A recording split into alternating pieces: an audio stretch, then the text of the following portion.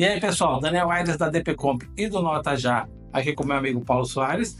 E dando continuação aos questionamentos referentes ao MEI, trouxe o Paulo aqui para tirar mais algumas dúvidas. Isso mesmo. A gente tem recebido dos nossos clientes as dúvidas que a gente acaba compartilhando com todo mundo aqui, não é isso? Perfeito. E uma delas é o que acontece quando o MEI excede o faturamento? Quando o MEI excede o faturamento, ele é desenquadrado e passa a ser uma microempresa. Certo. Né? Mas existem muitos detalhes que a gente precisa abordar. Por exemplo? O primeiro é... o MEI ele ultrapassou o limite de faturamento até 20% ou acima de 20%. Como são detalhes muito diferentes, nesse vídeo aqui a gente vai se limitar a falar só do MEI que vai até os 20%. Tá? Ok. Então vamos imaginar o seguinte: o MEI ele tem um limite anual de R$81 mil. Correto.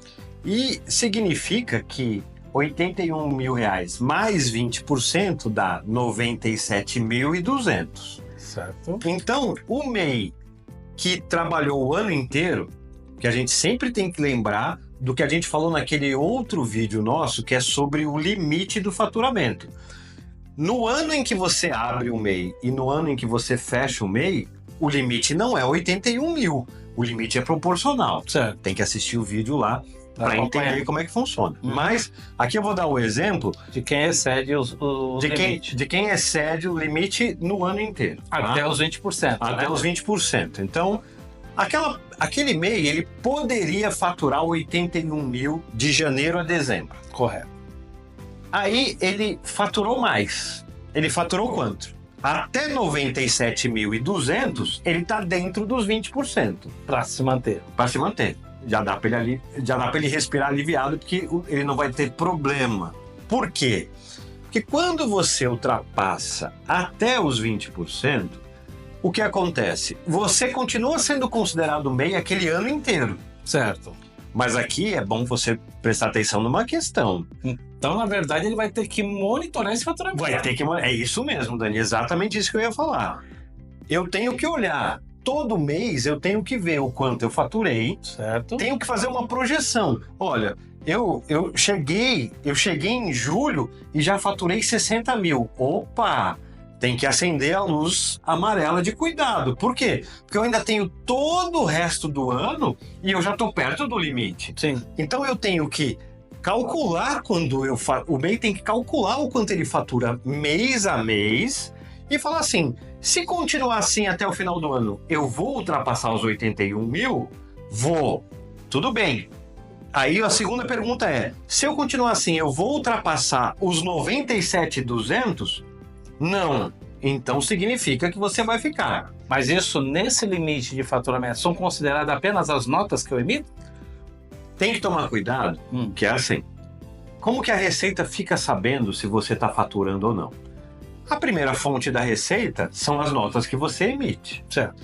Mas, atualmente, todo mundo vende com maquininha de cartão. Sim. Cartão de crédito ou de débito. A maioria hoje. E a empresa que presta o serviço da maquininha de cartão, ela informa para a Receita Federal quanto você está faturando na maquininha dela. Então, você tem que tomar cuidado. Você fala assim, eu faturei dentro do limite porque foi o que eu emiti de nota. Mas você tem que somar o que você emitiu sem nota com aquilo que você vendeu na maquininha de cartão. Porque a Receita Federal vai ter essa informação. Então, se você usa a maquininha de cartão, já leva em consideração que tudo que você vende na maquininha de cartão, vai ser a Receita já sabe. Vai ser considerado faturamento. Exatamente. Né? Então a Receita vai somar as suas notas com o que você vendeu na maquininha de cartão sem nota e vai chegar num valor. Entendi. Tá? Então, voltando para o assunto. O MEI, ele precisa prestar atenção todos os meses enquanto ele está fazendo o faturamento dele para fazer uma projeção de quanto ele vai chegar no final do ano. Se ele estiver muito perto do limite e ainda estiver faltando muito, ele já tem que procurar um contador. Entendi. Mas, por exemplo, se ele chegar na projeção dele, ele não vai estourar esses 97.200, mas vai sair do MEI Tá. né? Se ele, na projeção dele, ele vai ficar dentro dos 97.200, o que vai acontecer? Ele vai continuar sendo MEI o ano inteiro, daquele ano. né? Quando virar o ano, ele já tem que ter contador, Porque ele muda de... porque ele já vai ser ME, microempresa, tá? Microempresa, a menor faixa que tem de tributação é 6%. Qual que é a diferença? No MEI, você vai pagar lá o DAS do MEI, que é um valor fixo, não interessa o quanto você fatura. Já na ME, não. Quando você tem uma microempresa, você vai pagar uma porcentagem do seu faturamento como tributo. E você então pula de R$ 76 por mês, por exemplo, para 6% do seu faturamento.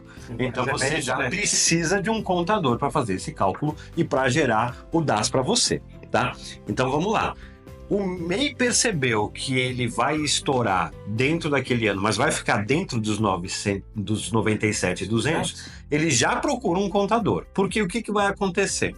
Em janeiro, ele já não vai ser mais MEI, ele já vai ser uma microempresa.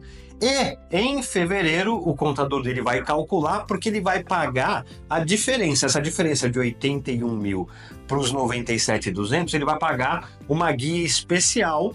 E aí a vida dele continua como ME. Como ME, exatamente. Ok. Tá?